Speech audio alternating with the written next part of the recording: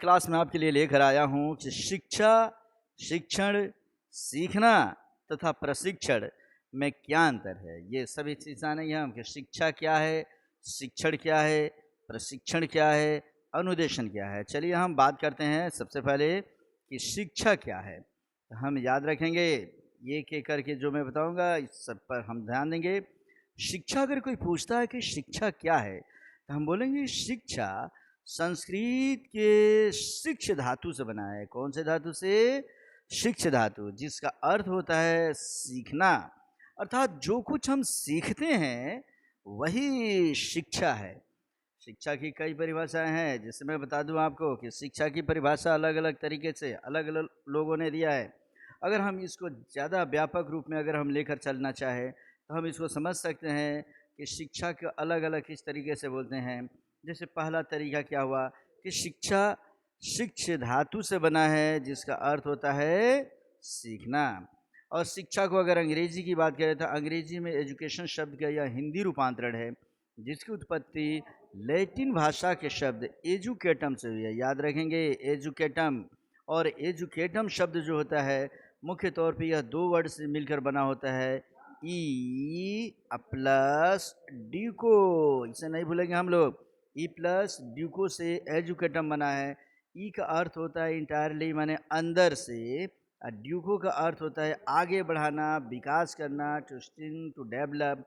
इस प्रकार हम कह सकते हैं कि अंदर से, याद रखेंगे एजुकेशन की परिभाषा में बताता है कि अंदर से बाहर की ओर जो विकास करता है उसे ही हम क्या कहते हैं, इंग्लिश अनुसार एजुकेशन कहते हैं। इस प्रकार हम कह सकते हैं कि एजुकेशन शब्द की उत्पत्ति एडुकेटम से हुई है। अलग अलग धर्मों की बात अगर करते हैं, अलग अलग व्यक्तियों की बात करते हैं, तो शंकराचार्य ने बताया, याद रखेंगे शंकराचार्य भारत के महान ये शिक्षाविद में आते हैं, दार्शनिक में आते हैं। उन्होंने बताया कि शिक्षा वह है जो मुक्ति का मार्ग दिखाए, जो मुक्ति दिलाए, अर्थात सा विद्या या विमुक्त है। भूलेंगे नहीं हम। अगर शिक्षा की बात करें और पूछे कि शंकराचार्य के अनुसार शिक्षा क्या है, तो सा विद्या या विमुक्त है। शिक्षा वह है जो मुक्ति का मार्ग बताता है, जो मुक्ति दिलाता है। अब इस तरीके से चरवाक ने क्या कहा, सुकरात ने क्या कहा, मैकेंजी ने क्या कहा, अलग अलग व्यक्तियों ने शिक्षा की अलग अलग परिभाषा दी है। सामान्य तौर पे हम कह सकते हैं कि शिक्षा क्या है, तो समाज में चलने वाली वह सामाजिक प्रक्रिया जिससे व्यक्ति तथा समाज, याद रखेंगे व्यक्ति को और समाज दोनों का निरंतर विकास, उसे हम शिक्षा कहते हैं। यह हमेशा विकासोन्मुखी है, विकास की ओर अग्रसर होती है।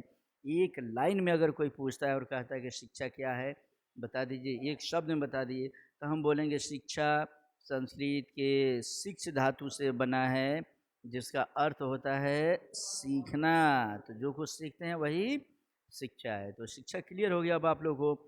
अब हम जानेंगे शिक्षण। शिक्षण के बारे में सामान्य तौर पे इंग्लिश में शिक्षण को हम टीचिंग कहते हैं। तो शिक्षण क्या है, टीचिंग क्या है? हम जो कुछ क्लास में जाते हैं पढ़ाते थे, सिर्फ वो शिक्षण नहीं है। याद रखेंगे आप लोग, भूलेंगे नहीं।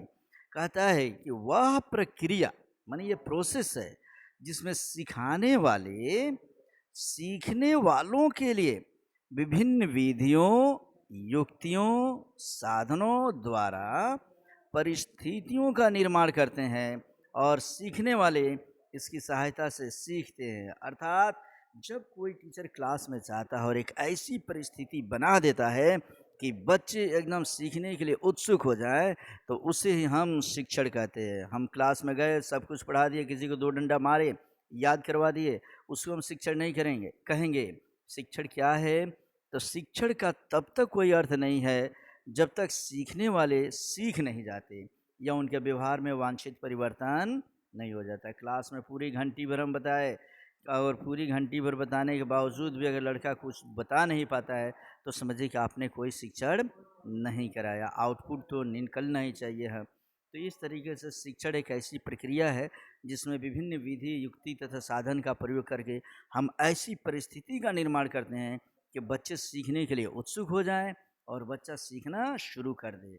तो उसके अंदर की उत्सुकता को जगा देने के लिए क्लास के एनवायरनमेंट को ऐसे सजा देना, ऐसे बना देना, ऐसे बता देना कि बच्चा एकदम उत्सुक रहता है कि अब सर क्या पढ़ाएंगे, हमें तो सीखना है, सबसे पहले मुझे बताना है, तो उसे ही हम शिक्षण कहते हैं। आते हैं, बात करते हैं अब सीखना क्या है, लर्निंग। इसके बारे में जानेंगे हम लोग, लर्निंग किसे कहते हैं। अनुभव, शिक्षण, प्रशिक्षण या अध्ययन के द्वारा भिन्न भिन्न विधियों को जानना और नई नई क्रियाओं को करना तथा इन्हें बहुत समय तक धारण करना और आवश्यकता होने पर इसका प्रयोग करना ही सीखना कहलाता है। याद रखें, यदि मैंने किसी बच्चे को बता दिया कि हमें सड़क पर बाईं तरफ चलना चाहिए और लड़का जाता है सड़क पर और बाईं तरफ न जाकर वो दाईं तरफ चला गया, तो हम समझ लिए कि उसने कुछ भी नहीं सीखा। अगर हम जो भी अनुभव के द्वारा, शिक्षण के द्वारा, प्रशिक्षण के द्वारा या अध्ययन के द्वारा विभिन्न विधियों का प्रयोग करते हैं, नई नई क्रियाओं को बच्चे को करवाते हैं, बहुत समय तक वो बच्चा उसको अपने दिमाग में रखे रहता है, और समय आने पर अगर उसने उसका प्रयोग किया तब वो सीखना उसे कहेंगे, और उसने समय आने पर प्रयोग नहीं किया तो वो कुछ नहीं सीखा। मैथमेटिक्स का अगर a+b का होल स्क्वायर अगर हमने फार्मूला उसे बताया, समझाया, अलग अलग टेक्निक्स का प्रयोग किया, परीक्षा में जाता है जब ज़रूरत पड़ती है तो वो वहाँ उसका प्रयोग कर ही नहीं पाता है, तो उसे हम सीखना कतई नहीं कहेंगे। तो इस तरीके से सीखना समझ चुके हैं आप। अब हम फिर से इसके आगे चलते हैं। सीखना के बाद एक है प्रशिक्षण। प्रशिक्षण क्या है, बार बार ये दिमाग में आता है, हमने याद करें प्रशिक्षण। प्रशिक्षण के पहले सबसे पहले हमने बताया कि शिक्षा क्या है, शिक्षा के बाद हमने बताया कि शिक्षण क्या है, शिक्षण के बाद हमने बताया सीखना क्या है, और सीखना के बाद अब मैं बताने जा रहा हूँ आपको कि प्रशिक्षण क्या है। ये सभी शब्द बार बार पूछे जाते हैं, इसलिए आप सभी ठीक से याद करेंगे। प्रशिक्षण, जहाँ शिक्षा को हम एजुकेशन कहते हैं, वहीं पे शिक्षण को हम टीचिंग के नाम से जानते हैं, वहीं पे सीखना को लर्निंग के नाम से जानते हैं हम लोग। और अब हम जानने जा रहे हैं प्रशिक्षण को हम ट्रेनिंग के नाम से जानते हैं। तो ट्रेनिंग किसे कहते हैं, इसे समझेंगे हम लोग। कहता है प्रशिक्षण का अर्थ है सीखने वाले को किसी कला, कौशल अथवा व्यवसाय में अभ्यास के द्वारा, मतलब प्रैक्टिस के द्वारा निपुण बनाना, माने इतना स्किलफुल बना देना, इतना योग्य बना देना कि किसी भी कला, कौशल अथवा व्यवसाय के, अर्थात किसी भी कला, कौशल अथवा व्यवसाय के सैद्धांतिक पक्ष के ज्ञान के बाद, याद रखेंगे, सैद्धांतिक पक्ष के ज्ञान के बाद उसके संपादन में दक्ष करने की विधि, याद रखेंगे, दक्ष करने की विधि को हम प्रशिक्षण कहते हैं। और आसान तरीके से समझिए, किसी व्यक्ति के अंदर जो स्किल्स होते हैं, जो उसकी इंटरनल क्वालिटी होती है, या किसी चीज़ के बारे में वो ठीक से नहीं काम कर पाता है, उसके बारे में विभिन्न अनुभवों के द्वारा, विभिन्न विधियों के द्वारा हम उसको ऐसे दक्ष कर देते हैं, उसके अंदर की क्वालिटी को बाहर निकाल देते हैं, उसके स्किल्स को बाहर निकाल देते हैं, तो उस कार्य को बहुत ही चालाकी से, कम समय में और काफ़ी अच्छे तरीके से व्यक्ति करने लगे, अर्थात वह उस कार्य को करने में दक्ष हो जाए, तो उसे ही हम ट्रेनिंग कहते हैं। याद रखेंगे, उसे ही हम प्रशिक्षण के नाम से जानेंगे। तो ट्रेनिंग, TRAINING लिखेंगे हम लोग, ट्रेनिंग। अब इसमें से अंतिम टॉपिक हमारा बचता है कि अनुदेशन क्या है। अनुदेशन का मतलब होता है इंस्ट्रक्शन, इसे भी समझेंगे। ये सभी ऐसे इंपॉर्टेंट क्वेश्चंस हैं जो कई सारे लोग जानते हुए बोल नहीं पाते इसके बारे में। अब इसे जानेंगे कि अनुदेशन या इंस्ट्रक्शन क्या है।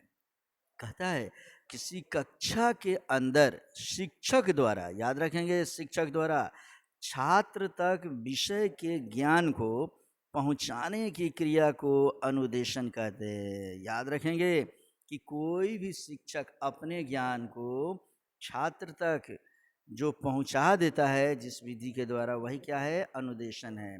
जैसे इसमें कहता है कि अनुदेशन कक्षा के अंदर, रावण ने इसको काट देंगे हम, कहते हैं कि अनुदेशन कक्षा के अंदर समाप्त हो जाता है, लेकिन शिक्षा जीवन के साथ समाप्त होती है। इसको खूब बेहतर तरीके से समझे। अगर कोई टीचर क्लास में बच्चे को क ख ग घ पढ़ना सिखा दिया या अ आ पढ़ना सिखा दिया, तो वो जिस विधि के द्वारा वह उसे बता दे, इंस्ट्रक्शन देता है कि चलो क, ये मुर्गी का अंडा, अब बुढ़िया का डंडा, कुत्ते का पूंछ, और बोलो क्या है, लड़का बोलता है क। तो इस तरीके से कई कई विधियों को जो इंस्ट्रक्शन टीचर देता है, वह अनेक विधियों का प्रयोग करके अपने ज्ञान को वह जब छात्रों तक पहुंचाता है, तो इस क्रिया को ही हम अनुदेशन कहते हैं। याद रखेंगे, अर्थात शिक्षा एक आजीवन चलने वाली प्रक्रिया है, जबकि अनुदेशन सीमित समय के अंतर्गत एक निश्चित उद्देश्य से ही किया जाता है। अर्थात क्लास के अंदर हम इंस्ट्रक्शन देते हैं और हमारा अनुदेशन वहीं समाप्त हो जाता है, लेकिन अनुदेशन के द्वारा जो एजुकेशन, जो शिक्षा बच्चे प्राप्त करते हैं, वह जीवन भर उसको चलाते रहते हैं, तो उसे ही हम शिक्षा कहते हैं। फिर से समझिए, हमें झूठ नहीं बोलना चाहिए।